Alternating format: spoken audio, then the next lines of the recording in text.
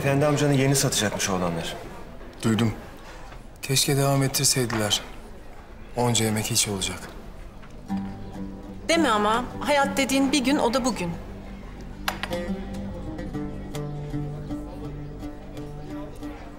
Ya aynen öyle be kardeşim. Bak bir bakmışsın yaşımız başımız öyle geçmiş. Bak bizim kıza. Daha dün kucağımızdaydı. Bugün lise bitecek. Maşallah. Evlenecek yaşa geldi desene. Ya yok canım ne evlenmesi daha çocuk o. Ama konu bu. Bunun için çağırdınız beni. Ya ne yapalım Halil? Ya biz üzülüyoruz. Sen benim ana baba ayrı has kardeşimsin. Ya yuvanı kur, mutlu ol istiyoruz. Fena mı? Allah razı olsun Başak. Halil. Bak Başak'ın bir arkadaşı var. Geçen yıl buraya tayini çıktı. Bize gelip gidiyor. Ben de gördüm tanıdım.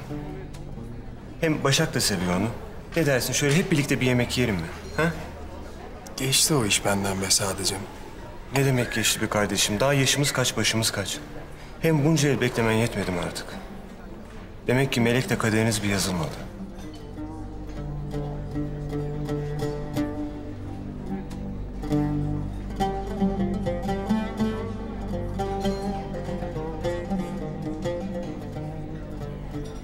Kendine ettiğin neyse de. Ya anana babana yazık kardeşim. Ben Zümrüt teyzeyi her gördüğümde iki gözü iki çeşme.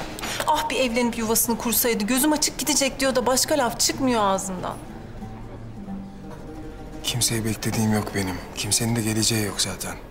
Herkes kendi hayatında. Tamam. Bak biz de onu söylüyoruz zaten. Sen de kendi hayatına bak. Ya inat etme. Hadi tanıştıralım seni kızla. Ya bak, ilk senle konuşuyoruz. Ya kızın niyetimizden hiç haberi yok. Öyle tesadüf etmişiz gibi ikinizi bir araya getiririz. Senin içine sinmezse hiç açmayız meseleyi kıza, ha?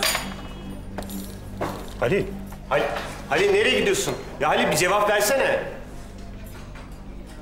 Keçi gibi inatçı vallahi. Aynı Cumali amca. Yok yok bu sefer ılımlı. Nereden baktın o falan? Hayır deyip kestirip atmadı da ondan. Doğru. Yani gelişme var gibi. Ay hadi inşallah.